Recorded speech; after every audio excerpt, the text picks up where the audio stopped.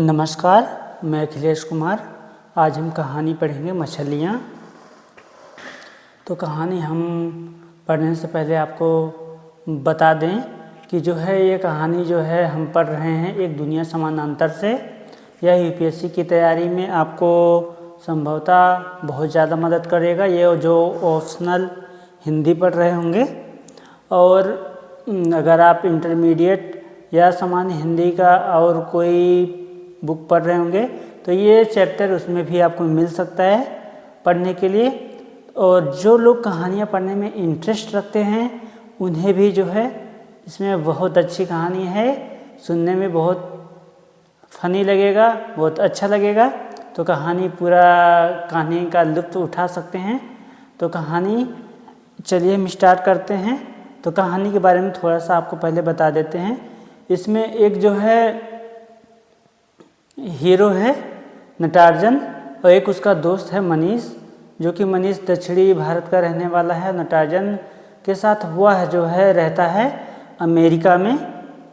और नटार्जन और मनीष जो है उसका दोस्त जो है उसी के कॉलेज में पढ़ने वाली एक लड़की जो कि विजी है। विजी बहुत सिंपल और विजी जो है वो जो है बहुत सिंपल जैसे गांव टाइप की, जैसे कि वो उसका घर विजी पटना की रहने वाली है। तो आप जानते हैं गांव देहात में उत्तर प्रदेश और बिहार के जो गांव जवार के लोग होते हैं, लड़कियां होती हैं, वो बहुत सिंपल होती हैं और बहुत ही ज़्यादा जो शहरी लड़कियां हैं उनसे बहुत ही आप देखेंगे तो उनसे थोड़ा सा कंपटीशन तो नहीं कर सकते, क्योंकि उनमें और इसमें बहुत फ़र्क होता है। आप उस तरीके से आप देख सकते हैं। जो दूसरी एक लड़की और है जिसका नाम है मिली। तो वो जो है बहुत शहर की लड़की है, बहुत स्मार्ट है, लोगों से अच्छे तरीके से बात करती है और उसने पढ़ाई जो है अमेरिका से की है। तो वो बहुत स्मार्ट है। तो वो उसका और विजी ये जो मनीष है ये जो है एक नंबर का ऐसा इंसान है कि इसे हर रोज़ नई नई लड़कियों से प्रेम प्रसंग चलता है और उनको छोड़ देता है और फिर दूसरे नई मछली की तलाश में दूसरे को किनारे करेगा, फिर नई मछली की तलाश में फिर आगे बढ़ जाएगा। इसीलिए इसका नाम मछलियाँ रखा हुआ है। तो कभी कभी ये जो मछलियाँ मतलब विजी होती है ये प्यार करती है मनीष से, फिर इसके बाद जो दूसरी लड़की है वो प्यार करती है। कहानी इसी पे आधारित है। और जो लड़का है नटार्जन वो सीधा साधा भोला इंसान है, अच्छा पैसा कमाता है, लेकिन किसी से अपनी भावनाएं व्यक्त करने में शर्माता है। और ये जैसे कि पटना से जो लड़की है विजी वैसे वो भी है, लेकिन कहानी बिल्कुल उलट पुलट है। आप इसे अच्छे से वीडियो देखिए, आपको पूरा समझ में आएगा। तो मछलियाँ ये कहानी जो है उषा प्रेमवदा जी का है। इसकी जो राइटर हैं उषा प्रेमवदा जी हैं, उन्हें हम धन्यवाद देंगे कि उन्होंने इतनी अच्छी कहानी लिखी। तो चलिए हम कहानी को स्टार्ट करते हैं। आप लोग बने रहिए, कहानी पूरा सुनिए, देखिए।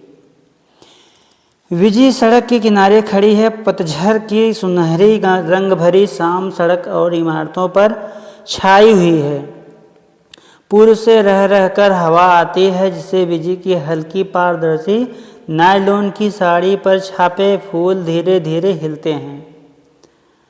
साड़ी पहनी है छापे वाली। सारे दिन के बाद जूड़ा ढीला हो, नीचे गर्दन पर टीका है और बैम्बू क्लिप का एक सिरा मांस में निरंतर चुभ रहा है।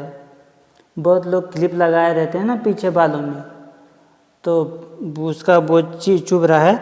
विजी अकेली नहीं है, पास ही नटार्जन भी खड़ा है, पर विजी ने नटार्जन की ओर से मुंह फेर लिया।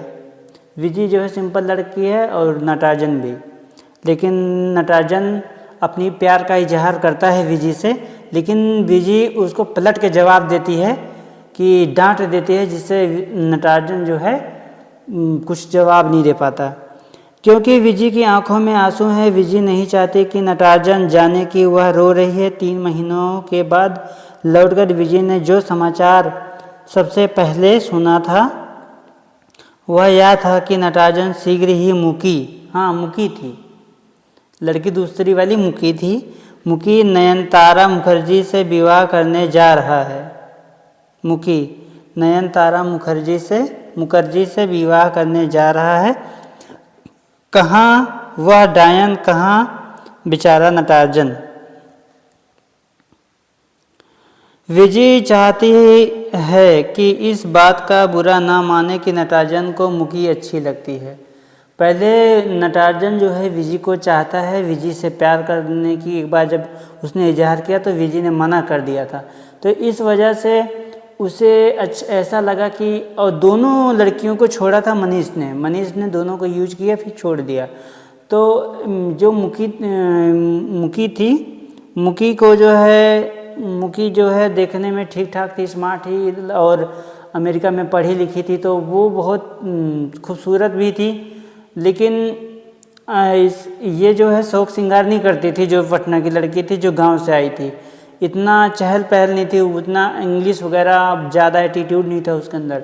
तो लेकिन नटराजन बोला कि फिर भी इससे तो ये ठीक ही है, मतलब कि जैसे कोई अगर भाव नहीं दे रहा है तो दूसरा वाली लड़की जो है वो कहे चलो भाई कोई बात नहीं, इसी से हम अपना प्रेम प्रसंग के बारे में बात करेंगे। क्योंकि उसकी उम्र हो गई थी पढ़ते पढ़ते 34 साल, उसको शादी करनी थी। तो उसने विजी चाहती है कि इस बात का बुरा ना माने कि नटराजन को मुकी अच्छी लगती है, कि मुकी ने विजी को निमंत्रण नहीं दिया है, कि स्वयं नटराजन ने अब तक एक बार भी नहीं पूछा है विजी तुम आओगी ना। अगर पूछे तो विजी को वह सब कहने का अवसर मिले जो हृदय में कल से घुमड़ रहा है। क्योंकि विजी ने पहले मना कर दिया था। अब विजी को जो है नटराजन से विजी को पता चला कि नटराजन शादी कर रहा है मुकी से, तो विजी जो है बेचैन हो उठी कि काश एक बार फिर से वो बोल देता कि मेरे से वो प्रेम करता है। तो मैं उसकी बातों को सोच रही थी एक बार बोले, लेकिन नटराजन ने बोला नहीं। नटराजन डर रहा था, तो इसलिए उसने मुकी से शादी करने का जब इसको, तो इस वजह से परेशान थी। तो शाम को सड़क पर आवाजाही बहुत बढ़ जाती है। लाल बत्ती के बदलने पर दोनों सावधानी से सड़क पार करने लगे। कुछ दूर चलने पर भीड़ और रोशनियां वाली सड़क अचानक ही अंधियारी और उदास दिखने लगती है। अब नटराजन को विजी का चेहरा स्पष्ट नहीं दिखाई देता। यहाँ खड़े होकर वह विजी का सिर अपने सीने से लगा लेना चाहता है। विजी को अब भी वो प्यार करता है नटराजन, लेकिन कुछ कह नहीं पाता ना, सोचता है अभी पलट के जवाब दे दे, क्योंकि उसका उदास सा दुखी चेहरा नटराजन से नहीं देखा जाता।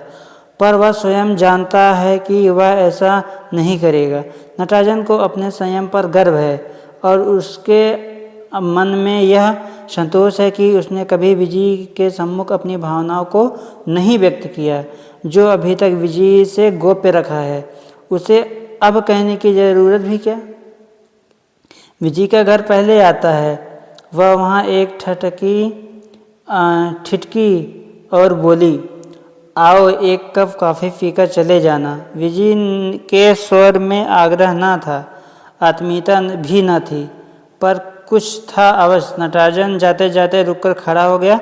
मुकी को पता लगेगा तो वह बहुत बुरा मानेगी, पर मुकी से प्यार करता है, मुकी से शादी करने वाला नटराजन। तो नटराजन बोला कि अगर मुकी को ये बातें पता चलेगी कि मैं विजी के यहाँ चाय पी के आ रहा हूँ, तो उसको शायद ये बातें मेरी बुरा लगेगी। तो वो इसे मना करना नहीं चाहता था, लेकिन उसको क्या बोल। विजी और मुकी के में लंबी अनबन है। विजी तो मुकी का नाम तक नहीं सुन सकती, पर नटराजन अभी तो स्वतंत्र है।